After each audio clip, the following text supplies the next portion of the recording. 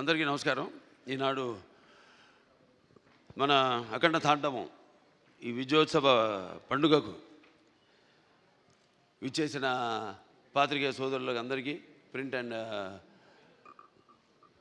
Electronic media వారికి, అలాగే ఈ యొక్క కార్యక్రమాన్ని టీవీల ద్వారా మాధ్యమం ద్వారా వీక్షిస్తున్న తెలుగు ప్రేక్షకులందరికీ, ప్రేక్షక దేవుళ్ళందరికీ నా హృదయపూర్వక కళాభివందనాలు తెలియజేసుకుంటున్నాను. నేహాభిగ్రహణ శోక్తి ప్రచవాయుతోన విద్యతే స్వల్పమపస్య ధర్మస్య త్రాయితే మహతో భయాత్ అంటారు. అంటే కొందరు పుడతారు, ఎవరు పడితే వాడిని మనం మహానుభావులు అంటాం. అందరూ మహానుభావులు కాలేరు. అంటే ఆ శివుడు ఆజ్ఞ లేనిదే చెమ కూడా కుట్టదు. అంటే ఉపకరణాలు ఆ భగవంతుడు ఎంచుకుంటాడు కొంతమందిని ఈ పని కోసమని.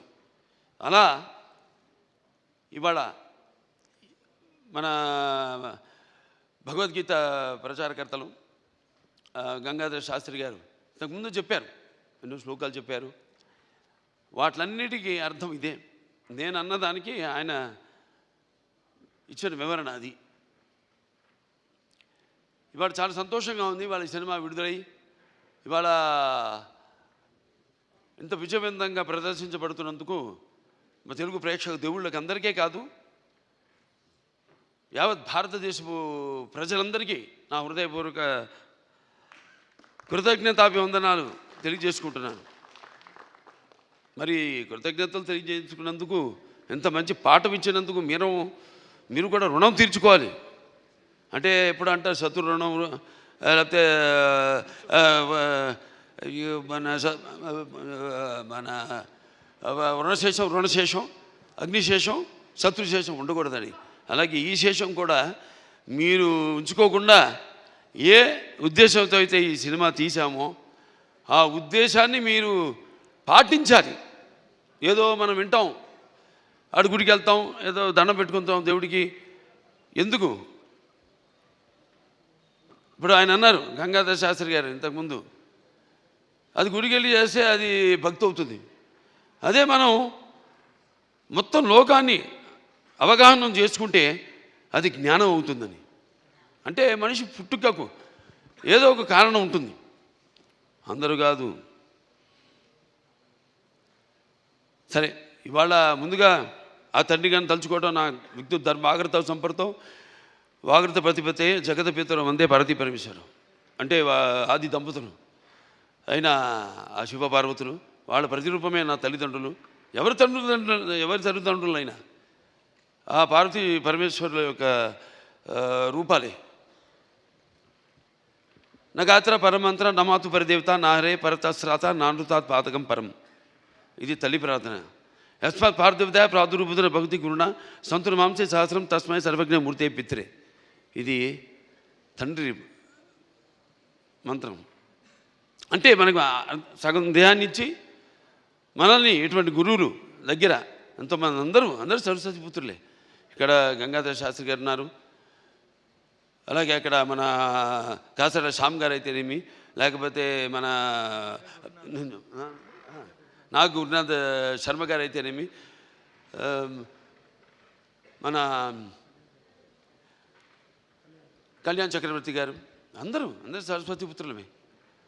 సో వాళ్ళందరి దగ్గర ఇటువంటి మంచి పాఠాలు నేర్చుకోవడానికి, మంచి గీతాలు వినడానికి ఇటువంటి బ్రహ్మాండంగా అద్భుతంగా మన నందమూరి తమను అద్భుతంగా వాటిని చెప్పాడు. అతను పడ్డ సమంత ఒకటే. నాకు వచ్చిన అందరూ ఏమంటున్నారంటే, ఈనాడు సనాతన హైందవ ధర్మం మీసం మెలేసిందని ఈ సినిమా చూశాడు. అంటే మంత్రోచ్చారణ, అలాగే వేదం, అలాగే మన భారతదేశపు మూలాలు, మన ధర్మం, మన గర్వం, మన తేజస్సు కలిగలిపిన సినిమా అఖండ అని అందరి ఆబాలగోపాలం.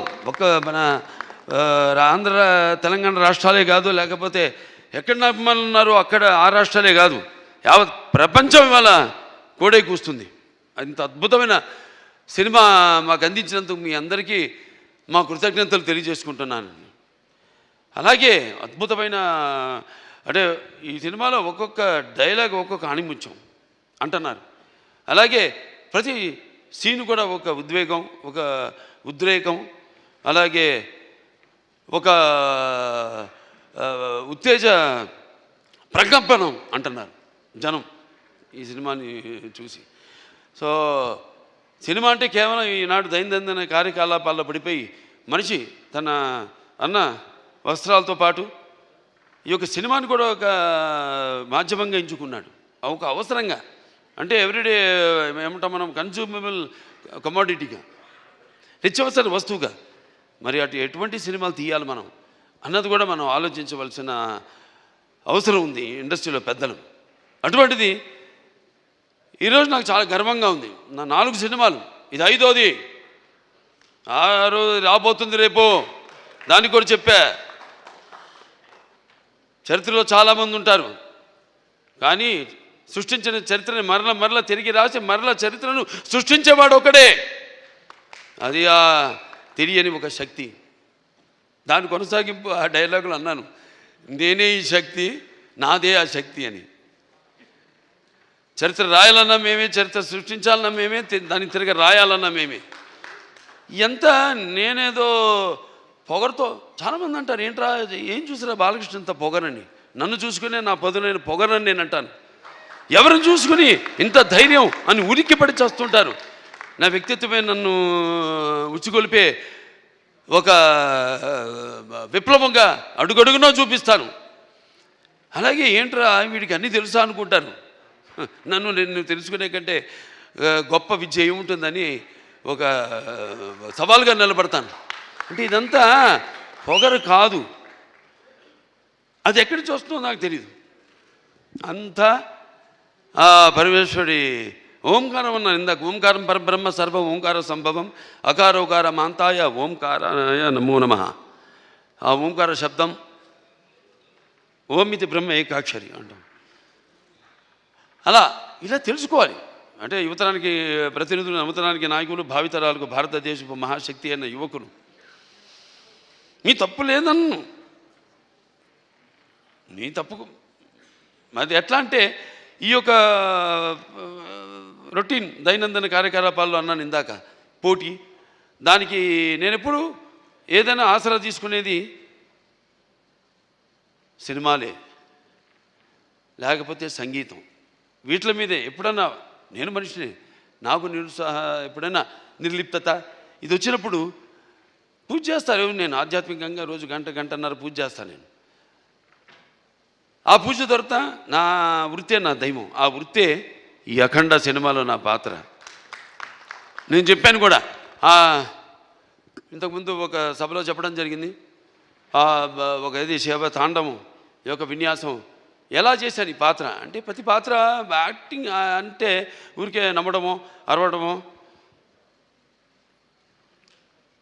లేకపోతే ఒక కళ్ళల్లో కన్నీళ్లు తెప్పించడం కాదు. పాత్ర అంటే ఒక పరకాయ ప్రవేశం. అది ఒక నందమూరి ఎన్టీ రామారావు గారు. ఎందుకంటే నేను చెప్పాను ఇంతకుముందు, ఆయన తలుచుకోకుండా ఏ సభ నేను అంటే నాకు ఇంత ధన్యమైన జన్మనిచ్చి నన్ను మీ అందరి గుండెల్లో ఆయన ప్రతిరూపంగా నిలిపినందుకు, మరి